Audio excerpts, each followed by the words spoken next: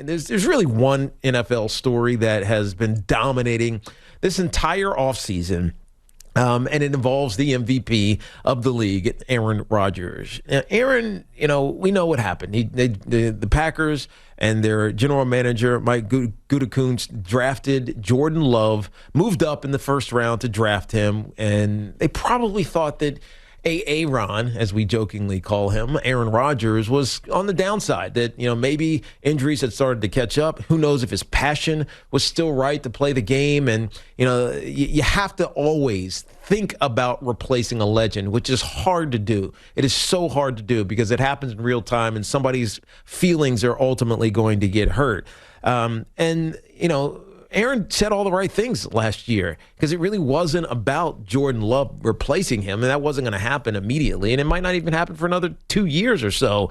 But just the idea of it kind of rubbed him the wrong way, especially considering the needs for the Packers, which were, at least in theory, more depth at wide receiver, even though they have some really good wide receivers. And Devontae Adams is probably one of the top 2 or 3 in the league. But we thought they'd draft a wide receiver. Instead, they go quarterback, and it makes you all scratch your heads.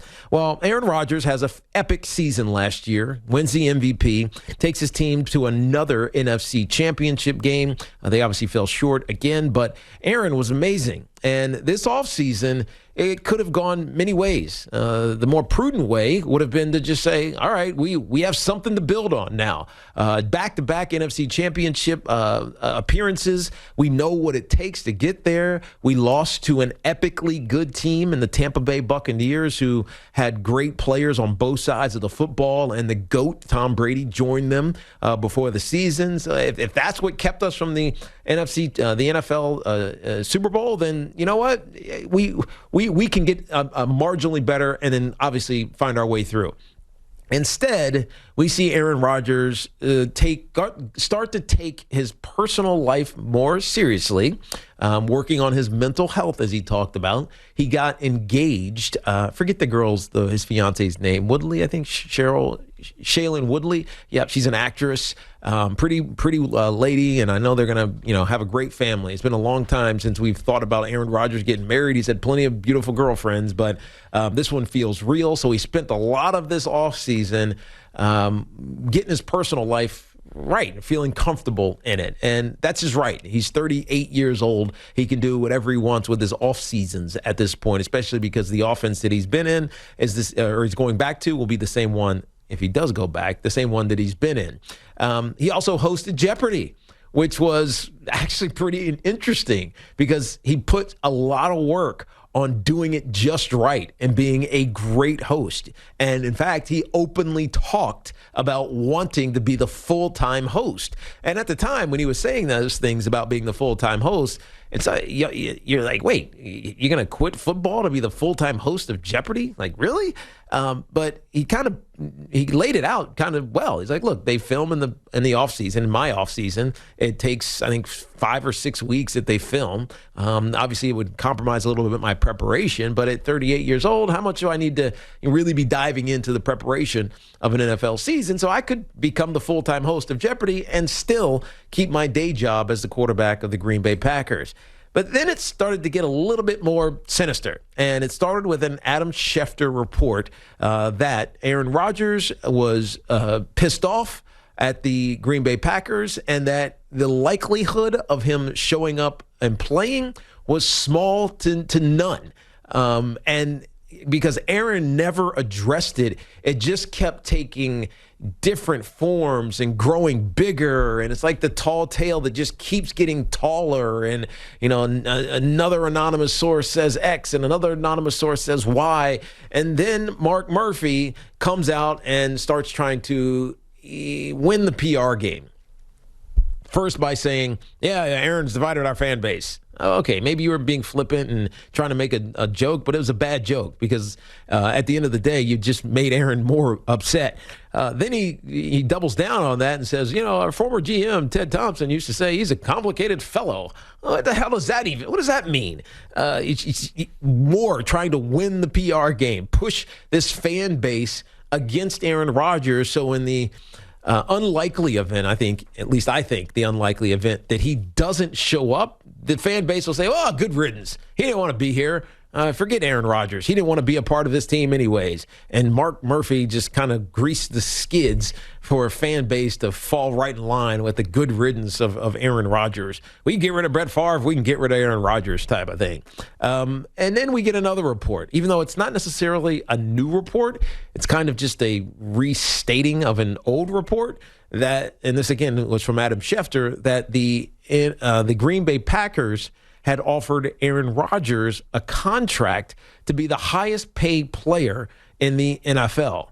And by extending him or restructuring, whichever one it would have been, I can't remember which one was most financially beneficial, whether it was the restructure or was the extension, it would guarantee that he is their quarterback for the foreseeable future, as their GM Brian Gutekunst said. Like he's there he's our quarterback for the future. Not that we made a mistake drafting Jordan Love, but Aaron Rodgers is our quarterback for the future. And in some ways, that's actually, you can say that, because is he going to be your quarterback for the next 4 years? If not, then you did okay by drafting Jordan Love, because Jordan Love, even if you don't get to see him play, at least he has a fifth-year option, so you can extend him out without having to potentially lose him. But my biggest problem with all of this, from forget an Aaron Rodgers side, because he's not really saying anything. He's playing this very slow and very close to the vest. But from a Green Bay Packers standpoint, my biggest gripe is that they've tried many different ways.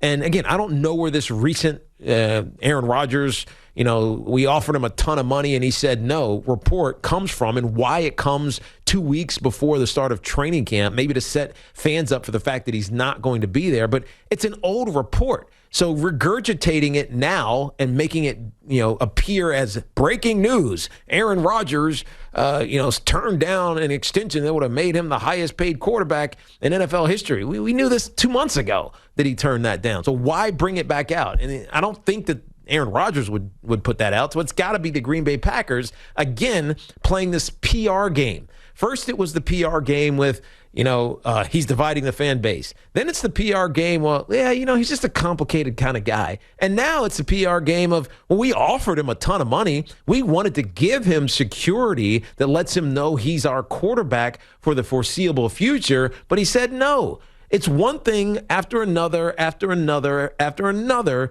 of the Green Bay Packers trying to save face, perhaps, or look like the better side of this drama that's going on in Green Bay. And to me, that makes no sense. For a guy who has won 3 MVPs and won you an NFL title, who is one of the best quarterbacks of this generation, easily a Hall of Famer, and gives you a chance every single time you step on the field to win, and every single year that you start a season to get deep into the postseason and potentially win a Super Bowl, shouldn't you be massaging this relationship? Shouldn't you be saying helpful things to make Aaron Rodgers feel good about his standing in Green Bay or his potential future in Green Bay? To me, this rings of an organization that is leaderless at the top as it pertains to PR. Right? What's the actual message that you're trying to say? You're just dabbling things out there, throwing things, happenstance into, the pockets of your close buddies and national media, so that they all of a sudden get on your side and tell the story your way. And if Aaron Rodgers, is pissed off, then at least the fan base is not going to be pissed off at us. I mean, this doesn't make any sense unless you don't care about winning immediately. Unless you want to throw Jordan Love to the wolves and let him learn on the fly. There's a good team around him. I'm actually on record saying it's okay if Jordan Love becomes the starting quarterback, because there's such a good team around him, right? Devontae Adams is there and MVS is there. Their defense has gotten significantly better over the years. Aaron Jones, their running back, they've done well to potentially insulate a young quarterback. But given the option of a young quarterback who's going to learn on the fly, or massaging the ego just a little bit, just a little, little nips on the neck and rub your spine a little bit, get you feeling good, Aaron Rodgers. Wouldn't you rather do that? Wouldn't you rather try to make this better as opposed to just throwing little, daggers, little tiny ones that don't actually hurt you at all, but just annoy the hell out of you. Instead of doing that, I don't understand this from the Green Bay Packers standpoint. It doesn't make sense to try to alienate Aaron Rodgers from the Green Bay Packers or Aaron Rodgers from the Green Bay fan base. I think he's going to ultimately decide to come play back for the Green Bay Packers because he still loves the game. At least I think he still loves the game. He won the MVP a year ago. So it's not like he's lost a step or lost on his fastball or the game has passed him by. He is right there with the X's and O's, and he's right there with the physicality. He's right there as a team. They're right there. You've been to the NFC Championship game 2 years in a row. One, you got blown out in, but the second one, you were a couple of plays, a couple of decisions, whether that comes from the coaching staff or from the players executing. You're a couple of plays away from getting into the Super Bowl, and now you're just going to toss that away because you want to win a PR game? That doesn't make any sense to me. That's not good business. I don't care what business you're in. Certainly not in the NFL where the bottom line matters more than anything. And you know who helps the bottom line the most in Green Bay? It's Aaron Rodgers, period. Make the guy feel good. Apologize publicly. Say we're stupid and idiotic. Nobody's going to remember. As long as you get Aaron Rodgers back in camp and doing what's right for this team and helping them win another Super Bowl or helping them win a Super Bowl, his second, which would be another for them because it's been a long time, I'm game for it. It's okay to eat crow.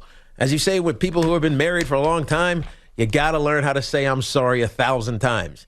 And because you're going to use them, you're going to use 1,000 of those I'm sorries. Just say you're sorry.